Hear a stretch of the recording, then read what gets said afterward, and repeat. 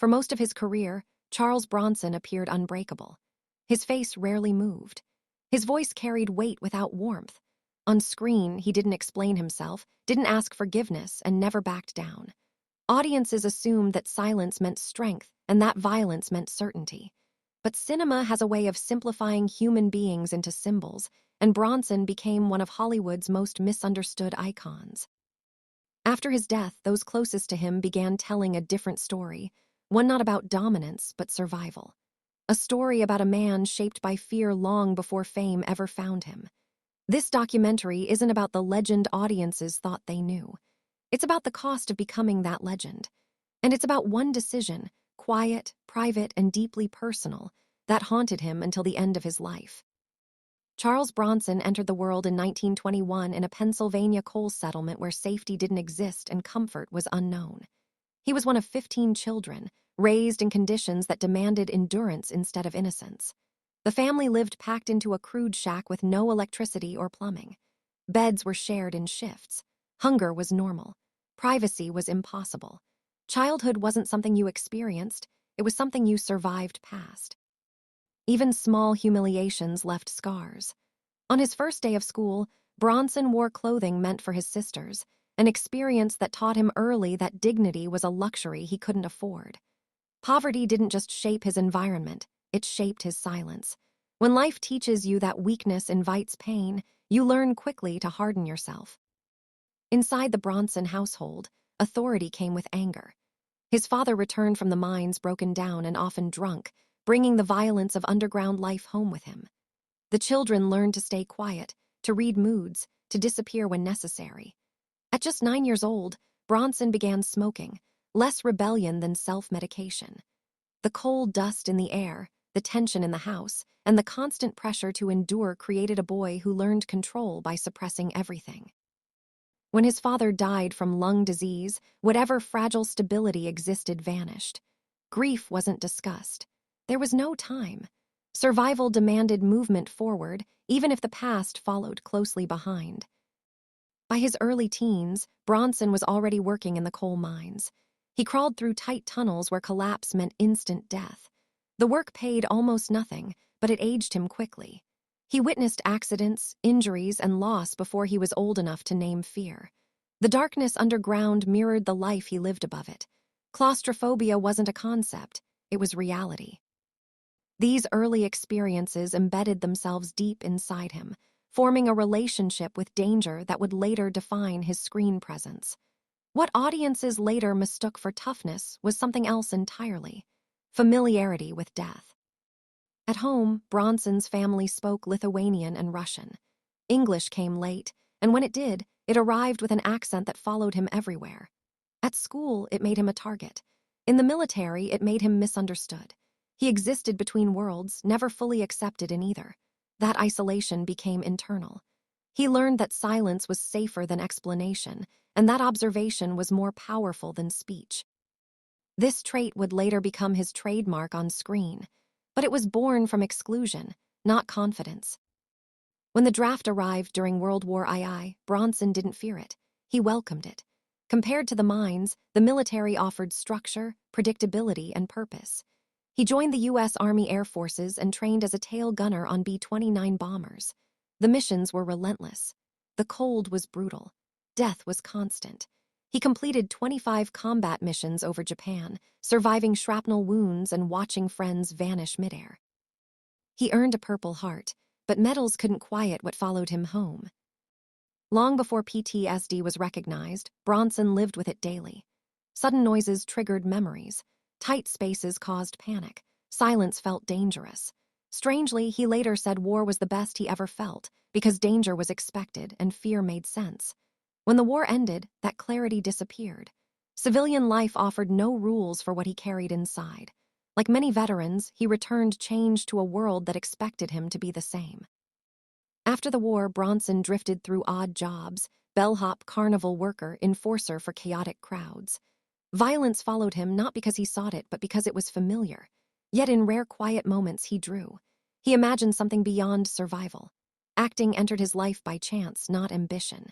Using the GI Bill, he studied theater, first in Philadelphia, then in California. He didn't look like Hollywood wanted. He didn't sound like it either. One agent told him outright he was too ugly to succeed. Bronson didn't reinvent himself to fit Hollywood. He refined what he already was. He trained relentlessly, letting his roughness become gravity instead of a flaw. Acting didn't heal his trauma, but it gave it direction. The camera believed him because he wasn't pretending. When he arrived in Hollywood, he wasn't chasing fame. He was trying to stay afloat. His birth name marked him as foreign during the height of McCarthyism. Agents warned him it could end his career before it began. So he chose Bronson from a street sign, practical, not poetic, another shield, another layer of survival. His early roles reflected how the industry saw him: thugs, henchmen, men of few words. But even silent, he commanded attention. Money was scarce. Roles were small. He shared cramped apartments, worked side jobs, and showed up early to every set. He wasn't pushed by agents. He was pulled forward by reliability. Directors trusted him because he felt real. That intensity unsettled people, but it couldn't be ignored. In House of Wax, Bronson played a mute character, and critics noticed. Without dialogue, he communicated threat, pain, and humanity. Hollywood still didn't know what to do with him, but Europe did. There, audiences saw depth where America saw roughness. His career began to split geographically, even as his identity fractured internally. On one set, a producer tried to cheat him. Bronson didn't negotiate. He confronted him physically.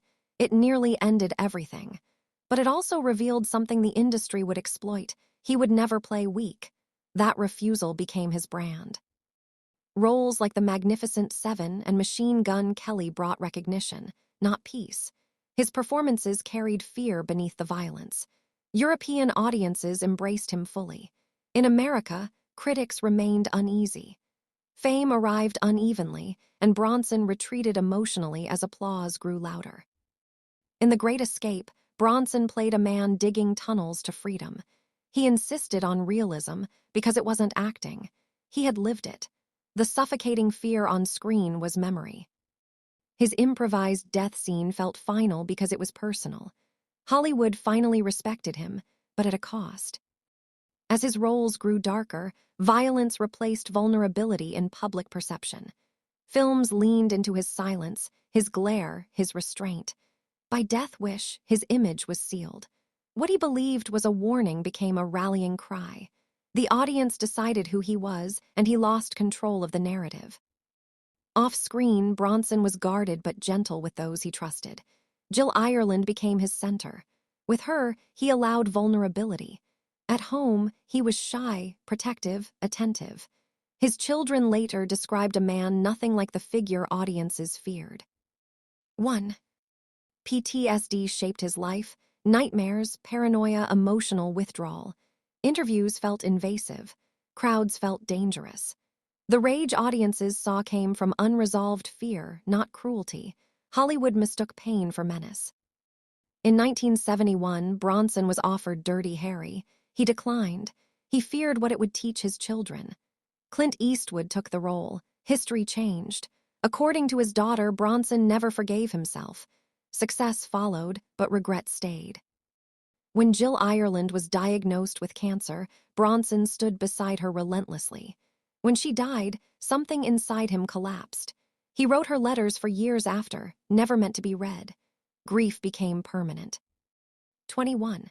The mind turns against itself. In his final years, Alzheimer's took hold. Confusion replaced control. Paranoia intensified. The man who had mastered fear now lived inside it. His final marriage became the subject of lawsuits and public scrutiny. Truth blurred with illness. Loyalty and mistrust existed side by side. 23. Death and disputes. Bronson died in 2003. Lawsuits followed. His wealth shocked the public. A life lived quietly had left a massive footprint. His daughters spoke of kindness, art, charity, and private generosity. A man who avoided attention. A man misunderstood. Charles Bronson wasn't carved from stone. He was shaped by pressure. The silence was survival. The violence was history. Knowing who he truly was doesn't weaken the legend, it deepens it. And the question remains, Was protecting his children worth the regret that followed him to the end?